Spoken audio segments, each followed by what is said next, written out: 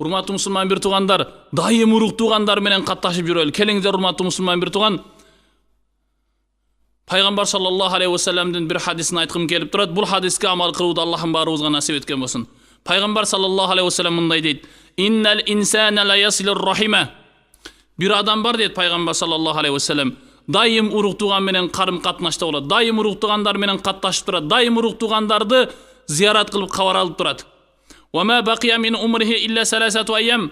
Бирок дайым урук тууган менен катташып турган адамдын тагдырында Аллах табарак ва таала 3 күндөн кийин өлөт деп жазган эле дейт Пайгамбар саллаллаху алейхи ва саллам. "Фаязидуллаху фи умрихи 30 сана." Ошол урук тууган менен карым катнашта кылган амалы Аллах табарак ва таалага жаккан үчүн 3 күндөн кийин өлөт деген адамды Аллах 30 жылга өмүрүн узартып коет дейт урматтуу мусулман бир тууган. "Ва иннар ражул ла яктау рахима." Бир инсан бар, бир адам бар, ал урук тууган менен катташпайт. Мингени кымбат баалуу машина, акчасы бар, кээ жакыр, кедей бир туугандарынын акчасы жок, алар менен сүйлөшпөй, алар менен карым катнашты токтотот. "Ва кад бақия мин умрихи 30 сана." Бирок бир тууган менен катташпай койгон адамды Аллах тагдырда бул адам 30 жыл жашайт деп тагдырына жазылган эле дейт Пайгамбар саллаллаху алейхи ва саллам.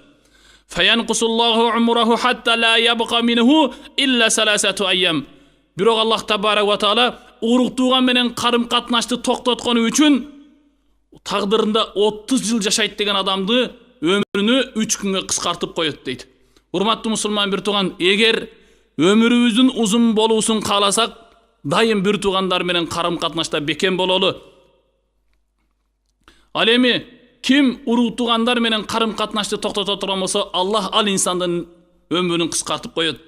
Урматтуу мусулман бир тууган, бул далилге жарай турган хадис андай мындай эмес. Бул далилге жарай турган хадис урматтуу мусулман бир туугандар. Пайгамбар саллаллаху алейхи ва саллам өзүнүн хадисинде "Ла ядхулул жанната кати'." Урук тууган менен катташпай койгон адамдар бейишке кирбейт дейт. Урматтуу мусулман бир тууган, бир болбогон жер үчүн же болбосо биз азыр аялыбыздын сөзүнө кирип алып бир туугандар менен карым катнашты токтотуп коюп атабыз. Ошондуктан урматтуу мусулман бир туугандар, дайым бир туугандардан барып зиярат кылып туралы. Колубуздан келсе бир туугандарга жардам берели.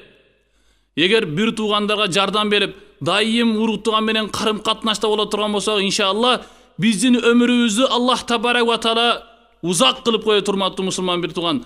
Эгер биз өмүрүбүздүн узун болушун кааласак, бир туугандар менен карым катнашты токтотпойлу.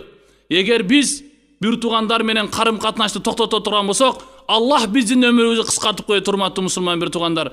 Бул хадисти урматтуу мусулман бир тууган сиздерге аманат, ар бир адамга жеткизели. Канча бир туугандар болбогон бир дүйнө үчүн, болбогон бир жер үчүн бир туугандар таарынышып катташпай жүрөт. Сиздерге аманат урматтуу мусулман бир тууган. Бул хадисти жеткириңиз, ар бириңиздердин мойнуңуздагы милдет урматтуу мусулман бир тууган. Аллах табарак ва таала бир туугандар менен бекем бол.